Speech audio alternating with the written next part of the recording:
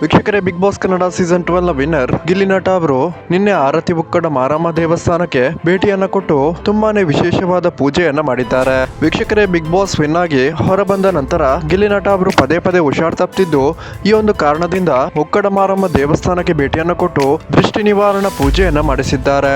ವೀಕ್ಷಕರೇ, big boss Gilli ನಟ ಉಕ್ಕಡ ಮಾರಮ್ಮ ದೇವಸ್ಥಾನಕ್ಕೆ ಭೇಟಿ ಕೊಟ್ಟು ತನ್ನ ಒಂದು ದೃಷ್ಟಿ ತೆಗೆತಿರುವಂತಹ ಆ ಒಂದು ದೃಶ್ಯಗಳನ್ನ ಇಲ್ಲಿ ನಾವು ನೋಡಬಹುದಾಗಿದೆ. ವೀಕ್ಷಕರೇ, ಯಾರೆಲ್ಲ ದೃಷ್ಟಿ ಬೀಳುವುದನ್ನ ನಂಬ್ತೀರಾ ಈ ವಿಡಿಯೋಗೊಂದು ಲೈಕ್ ಮಾಡಿ, ಮತ್ತು ಯಾರೆಲ್ಲ ದೃಷ್ಟಿ ಬೀಳೋದನ್ನ ನಂಬೋದಿಲ್ಲ, ಯಾಕೆ ನಂಬಲ್ಲ ಅನ್ನೋದನ್ನ ಕಮೆಂಟ್ ಮೂಲಕ ತಿಳಿಸಿ.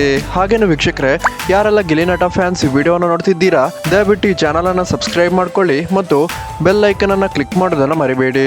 ಹಾಗೇನೆ ವೀಕ್ಷಕರೇ, ಗಿಲ್ಲಿ ನಟ ಕಾವ್ಯ, ರಕ್ಷಿತಾ ಹಾಗೇನೆ ಮ್ಯೂಟೆಂಟ್ ರಘು ಸೇರಿದಂತೆ ಬಿಗ್ ಬಾಸ್ ಕಂಟೆಸ್ಟೆಂಟ್ಗಳು ಮತ್ತು ಸ್ಯಾಂಡಲ್ವುಡ್ ನ ಸೆಲೆಬ್ರಿಟಿಗಳ ಲೇಟೆಸ್ಟ್ ಅಪ್ಡೇಟ್ಗಳಿಗಾಗಿ ಈ ಚಾನಲ್ನ ಕಮ್ಯುನಿಟಿ ಪ್ಲೇಲಿಸ್ಟ್ ಅನ್ನು ಫಾಲೋ ಮಾಡ್ಕೊಳ್ಳಿ ಮತ್ತು ಕಮೆಂಟ್ ಮಾಡೋದನ್ನ ಮರಿಬೇಡಿ.